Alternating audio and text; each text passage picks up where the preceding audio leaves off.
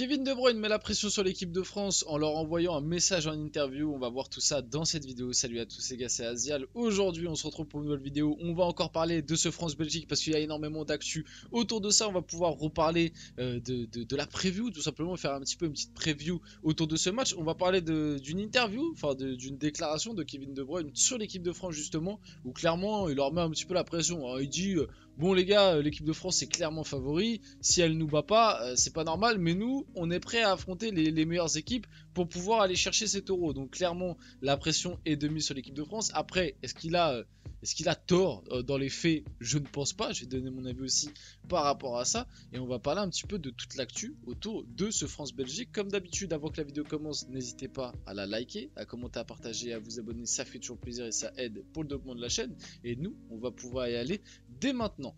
Bon, qu'est-ce que c'est cette petite déclaration de KDB? Donc Kevin De Bruyne met la pression sur la France, avant le France-Belgique bien évidemment, qui aura lieu demain à 18 h pour ceux qui n'ont pas encore pris leur rendez-vous. Voilà, mettez, je sais pas, prenez un jour de congé, faites un truc, mais ça va être vraiment, déjà c'est l'affiche de ces huitièmes de finale d'Euro, hein, si on doit être honnête, et je pense que ça va être un match assez exceptionnel. On a hâte de voir ça. Donc il met la pression sur l'équipe de France. On ne sera pas favori contre la France, mais on sait que lors d'un tournoi, on doit jouer les meilleurs. Donc voilà la petite déclaration de Kevin De Bruyne.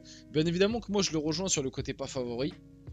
J'en ai déjà parlé, pour moi la France est quand même favorite dans ce match et je pense que tout le monde est plutôt d'accord pour ça. Maintenant, favori ne veut pas dire manquer de respect à son adversaire, parce que comme je vous l'ai dit, j'ai quand même vu pas mal d'avis ces derniers temps dans les médias comme quoi la Belgique était catastrophique, que l'équipe de France était 100 fois au-dessus de la Belgique, qu'il n'y allait pas avoir match, que la France allait passer facilement. J'ai vu ces avis là dans pas mal d'émissions de la part de consultants, etc.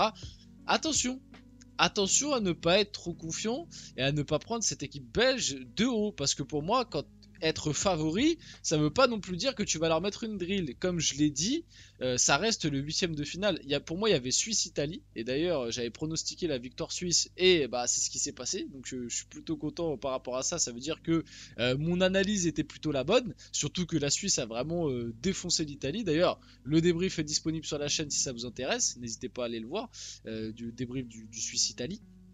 Mais pour moi, il y avait Suisse-Italie qui était un match un petit peu dans le même style, c'est-à-dire équilibré dans la confrontation. Et pour moi, il y a ce France-Belgique malgré tout. Ça reste une confrontation équilibrée, même si il y a un favori qui se dégage. L'équipe de France, pour moi, c'est du 60-40.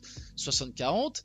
Voilà, ça veut dire que attention à la Belgique quand même. En tout cas, c'est dans mon esprit, parce que comme je vous l'ai dit un petit peu plus tôt, dans l'esprit de certains, la France est largement supérieure à cette équipe belge qui n'a rien montré, hein. C'est le cas notamment de Dugarry. On en avait parlé dans une vidéo où il avait même dit ouais, cette équipe belge me fait de la peine. Si l'équipe de France n'arrive pas à battre cette Belgique, c'est vraiment que on n'a rien à faire à l'euro. L'air de dire que la Belgique était catastrophique. Alors oui, la Belgique n'a pas montré un beau visage lors des phases de poule. Il y a eu des difficultés, enfin encore, on n'a pas montré un beau visage. Je trouve que des fois on accentue un petit peu des trucs. Alors oui, le premier match face à la Slovaquie, tu perds 1-0, c'est pas normal. Maintenant, quand tu regardes, et j'avais été très dur moi quand j'avais débriefé ce premier match, mais maintenant quand tu re-regardes un petit peu le match, la Belgique a quand même un volume d'occasion assez conséquent. De son côté, la Slovaquie fait le match quasiment parfait défensivement. Et il marque sur une grosse erreur de Jérémy Doku. Tu vois, c'est Jérémy Doku qui donne limite un petit peu le but à la Slovaquie. Donc bon, ce premier match, il est raté malgré tout, mais dans le jeu, tu as quand même été bien supérieur à la Slovaquie. Après, certains vont me dire encore heureux, mais bon, voilà, il y a des équipes, hein, l'Angleterre n'ont pas perdu un match, et pourtant l'Angleterre, dans toutes leurs confrontations, dans le jeu, ça a été l'équipe la moins forte, hein, contre la Serbie, contre la non, attends, non, pardon, c'est contre la Slovénie, les Belges. À chaque fois, je confonds la Slovénie et la Slovaquie. Ou c'est peut-être... Putain, je sais plus, les gars. Franchement, je sais plus. Je sais même plus quelle équipe était dans le même groupe. Bref, l'Angleterre, lors de ces matchs de phase de poule, ils n'ont pas perdu, hein, mais l'Angleterre n'a jamais été dans le jeu meilleur que ses adversaires, alors que la Belgique, lors de son premier match, l'a été. Deuxième match face à la Roumanie, qui avait mis 3-0 lors de son premier match, qui était un petit peu l'équipe surprise. Bon bah, pour moi la Belgique face à la Roumanie, voilà, ils les ont quand même bien géré, victoire 2-0, et je trouve que la Belgique a largement été dominateur, même si la Roumanie se procure quelques situations, notamment en fin de match, mais globalement la Belgique a quand même été au-dessus.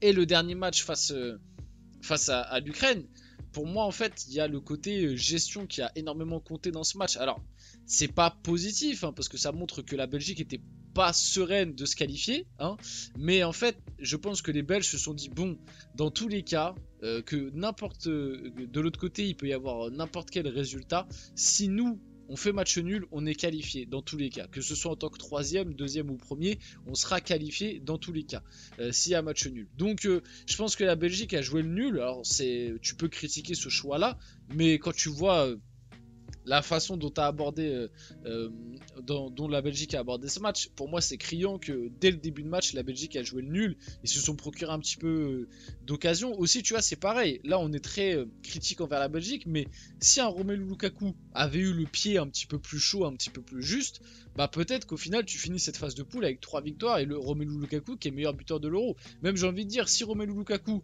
fait une pointure de pied en moins, il peut potentiellement avoir 2 buts ou 3 buts là dans cet Euro, parce qu'à chaque fois il a des buts refusés sur des hors-jeux qui se jouent à 1 ou 2 cm, ça se joue à pas grand chose.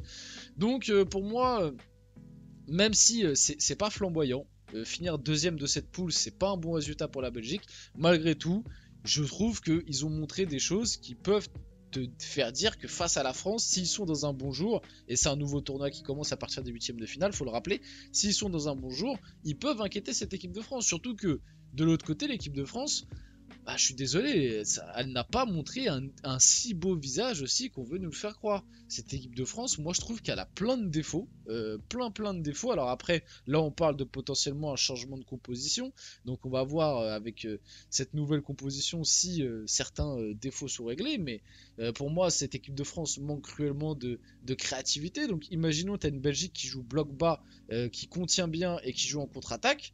Pour moi tu pourras faire très mal à cette équipe de France.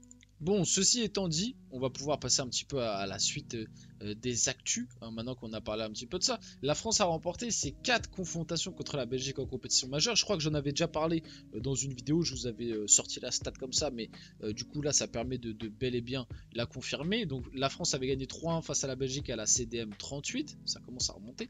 La France avait mis 5-0 à la Belgique à l'Euro 84, ça c'est quand même une victoire très marquante, le premier Euro de l'équipe de France en plus dans la foulée.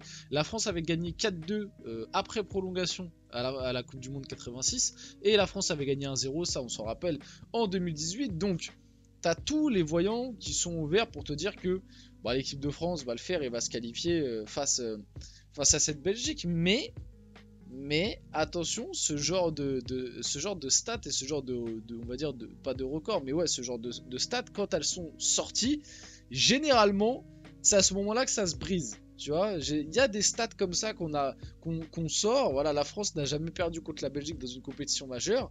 Attention, parce que ça va forcément tourner un jour ou l'autre. Donc peut-être que ça va être lors de cet Euro. En tout cas, il y a des signes qui peuvent te faire croire que, vu j'ai envie de dire le niveau et ce qu'a montré l'équipe de France dans cet Euro, ça peut potentiellement être dans cet Euro que l'équipe de France se fait surprendre et que la Belgique va enfin gagner face à l'équipe de France dans un tournoi majeur. 6 ans qu'on bassine les Belges avec le fameux somme, si on sort en 8ème, on est finito pour 10 ans la team. Ça n'arrivera pas, on espère, mais c'est vrai que à la Coupe du Monde 2018, on les a bien vannés par rapport à ça. On va espérer que ça se retourne pas contre nous et qu'il n'y ait pas, le retour de bâton. Mais tu vois, même ça, tu vois, c'est un argument en plus. Tu vois. La stat juste avant, la Belgique n'a jamais battu la France en compétition majeure. Et vu tout ce qu'on leur a mis en 2018, tu vois, moi, il y a le karma potentiellement qui peut, tu vois, il peut en tout cas avoir le retour de bâton qui te fait redescendre sur terre et cette élimination face à la Belgique, même si je reste pour l'instant confiant et je pense malgré tout, je vois l'équipe de France se qualifier et comme je vous l'ai dit, pour moi c'est du 60-40. Griezmann et Mbappé activent leur réveil contre la Belgique, c'est des joueurs de grands matchs, on va les attendre au tournant. Ça fait longtemps qu'on n'a pas vu les deux quand même voyez dans des grands matchs, hein. Mbappé cette année avec le PSG, bon bah dans les grands matchs, voilà. Et Griezmann, pareil. Bon, à la limite, il avait été bon, je crois, contre l'Inter, mais voilà. Oui, c'est des genres de grands matchs, hein, ça reste des top players. Depuis le début de l'Euro, c'est clairement pas leur meilleure compétition, surtout pour Antoine Griezmann, je trouve. Encore Mbappé, bon, il y a des circonstances atténuantes et même s'il est pas bon, enfin il est pas ouf, c'est pas sur Mbappé sur qui je vais aller taper des doigts en premier. Pour moi, c'est Griezmann fait bien pire dans cet Euro. Donc on espère le réveil contre la Belgique, hein. En tout cas, ils ont les capacités pour. Il y a normalement un changement de système qui va arriver. Donc on espère que ça va permettre de maximiser leur performance et que ça va leur permettre de faire un gros match face à cette équipe belge. On va finir la vidéo là-dessus. J'espère que cette vidéo vous a plu. Si c'est le cas, n'hésitez pas à la liker, commenter, partager et vous abonner, les gars. C'était Aziel. On se retrouve très rapidement pour une prochaine vidéo.